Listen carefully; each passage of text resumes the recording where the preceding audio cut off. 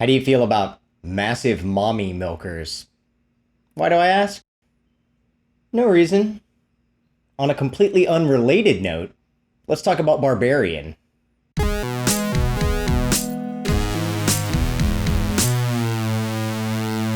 Barbarian is the directorial debut of Zach Cregger, one of the founding members of The Whitest Kids You Know, and he appears to be taking the Jordan Peele route from sketch comedy into directorial work. Horror has always been a great entry point into filmmaking, as entertaining horror films can be made for less money than other genres. Cregger wrote and directed Barbarian, which became a surprise hit, making $43 million back against its $4 million budget. The title of this movie tells you absolutely nothing about it. Barbarian was simply a placeholder title. Justin Long's character was initially envisioned as a beefcake himbo, which would have made sense with the title, though in the writing process his character was changed, but the title never was. When the film begins, it appears to have a traditional structure, relying on tired cliches like a fake jump scare, accompanied by a cheesy musical sting. Here. Jesus. With each act, the film shifts focus, taking some unexpected turns, and it starts to get interesting at the half-hour mark, which is where the spoilers start to creep in. However, the setup in the first 30 minutes isn't the hook of the film, it's everything that happens after. The spoiler-free description of the plot doesn't really sound very special at all. Tess is a woman going on a job interview. She's pretty much a clean slate audience surrogate character. We don't really know very much about Tess other than she's a woman and she's looking for a job. She rents an Airbnb in a rundown, dilapidated part of town. Apparently she can't find a better spot because of a convention taking place. The first scene is Tess arriving at the Airbnb, but she can't get in because the keys are missing. She rings the bell to find there's a guy already staying there. His name is Keith, and he's played by Bill Skarsgard. He's another character we never learn too much about, other than the fact that he's a film buff. You saw Blue Easy. I thought it was great. You're kidding. No one's seen that movie. Bill Skarsgård is great at playing a creepy character. It's why he was chosen to play Pennywise in It. But here it seems to be a misdirect. The audience and Tess are expecting Keith to be some kind of serial killer, but he's actually just a nice guy. Call me what you want, but there's no way I'm sleeping in the bedroom while a young lady is sleeping on the couch. Blame it on my upbringing, but it's not up for discussion. Or is he? We never really learn that much about Keith. It's a slowly paced film. The first 20 minutes of the movie is the introduction to these two characters, and it seems like it's going to be more character-focused, but ultimately it's not. At first, Tess thinks Keith is trying to drug her, but eventually she bonds with him, and they play around with the sheets, pretending to be ghosts or something. There's another jump scare scene in the middle of the night. Keith is having a bad dream. It all feels very conventional. The first plot point arrives when Tess accidentally locks herself in the basement and discovers a secret passage. Her initial response is to nope out, but there wouldn't be a movie if she didn't go down into that underground room. Nope. She's a resourceful lead, setting up a mirror to reflect light down the hallway into the catacombs. The soundtrack kicks in with minimal John Carpenter-style synths, and now it's getting intriguing.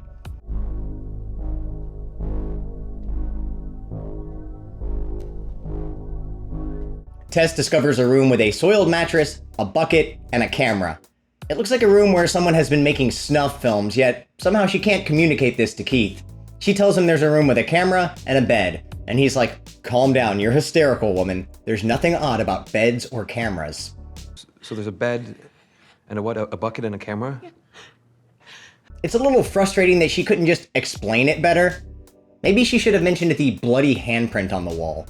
At this point, I was interested to learn more about these characters, but it switches gears as each act of the film changes perspectives, introducing a new lead character 40 minutes in, and yet another character in the final act. Justin Long's character, AJ, is a television star facing some serious Me Too allegations, and it's pretty obvious that his character is a very big douchebag. You can tell by the way they chose to shoot him, bathed in red light while he downplays the entire situation. He's denying the allegations, yet with the dialogue and the way he's shot, it's suggested that he's lying. Against the advice of his lawyers, he drunkenly calls up the woman who has accused him, so he's incredibly stupid as well. I suppose he's the creep we were expecting Bill Skarsgård to be. We're over halfway through the story of the movie, and I've left out one small detail. Remember when I asked you how you felt about massive mommy milkers and you thought, sounds like a pretty good time, right? Well, the thing is, you might have been really wrong about that.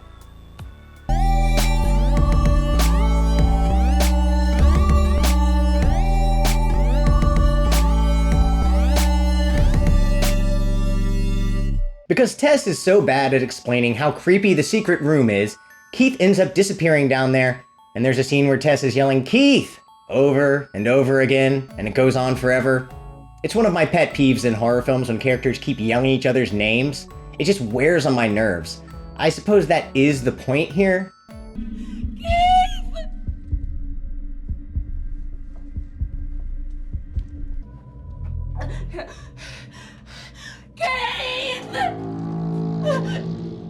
When Tess follows Keith down, she discovers he has vanished deeper into another hidden passage that looks even more uninviting.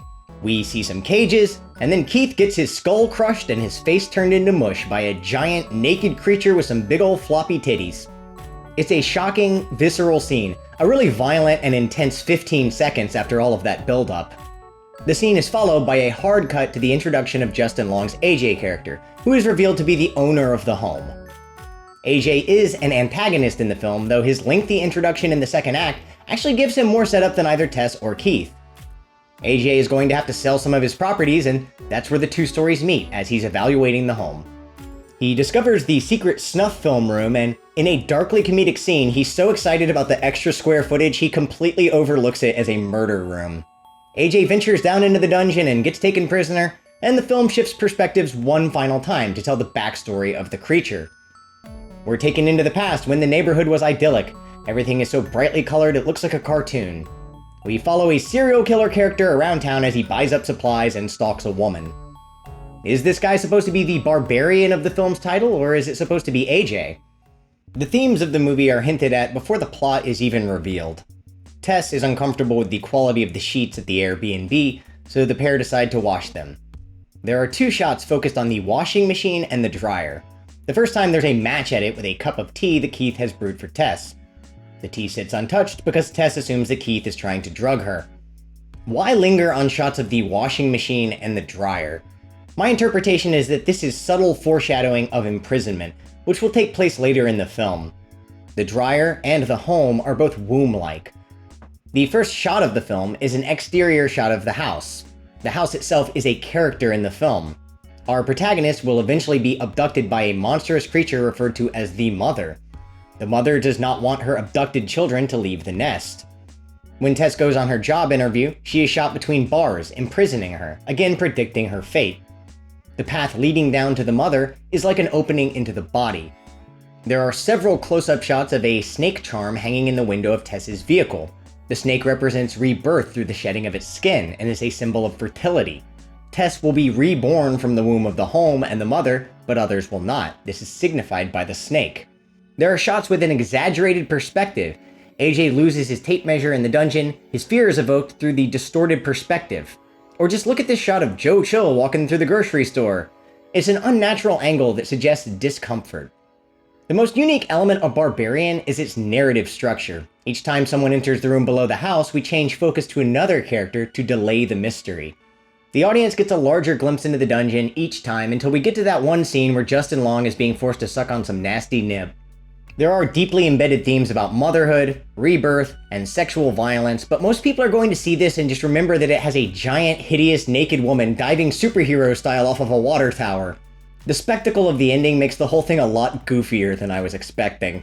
It's a slow burn that leads to an almost satirical conclusion. Barbarian becomes a little comedic in its final act, where AJ goes down into the dungeon and becomes imprisoned along with Tess by the mother, and is forced to either drink the milk from the witch's tit, or have his face turned into a bloody pulp. Barbarian leans into the campy nature of its story, involving a horrific creature obsessed with breastfeeding.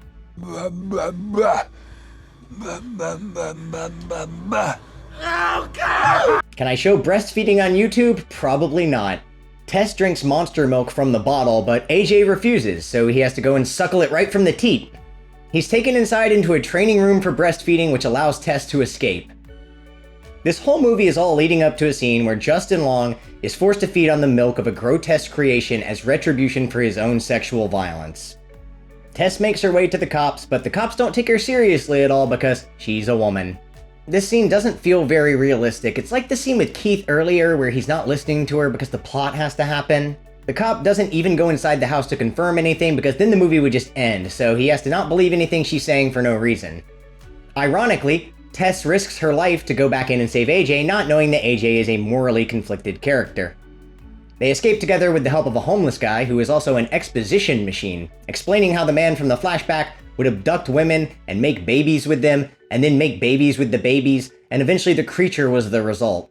And then he started making babies with them, and babies with the babies. And you make a copy of a copy of a copy, and you end up with something like that. This really doesn't make too much sense, but I'm not going to talk about why, because it involves going into more detail regarding rape and incest than I'd like to.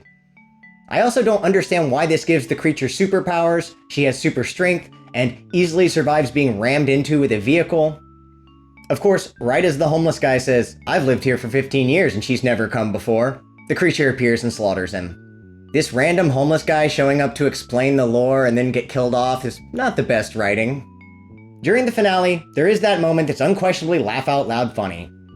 AJ decides to push Tess off a water tower, knowing the creature will go after her to protect her, and he'll be able to save his own skin. At one point, it seems like AJ might be growing as a character, but in the end, he doesn't change at all. Tess is essentially your typical final girl character. Georgina Campbell does a fine job with the role of the survivor, though most of her screen time is spent reacting to stimulus. The sympathy of the audience is with Tess and the mother character, whereas AJ and the old man are sexual abusers. Bill Skarsgard is the only male character who isn't an antagonist, but he's not exactly a significant character in the story. He's just there for a brutal kill scene.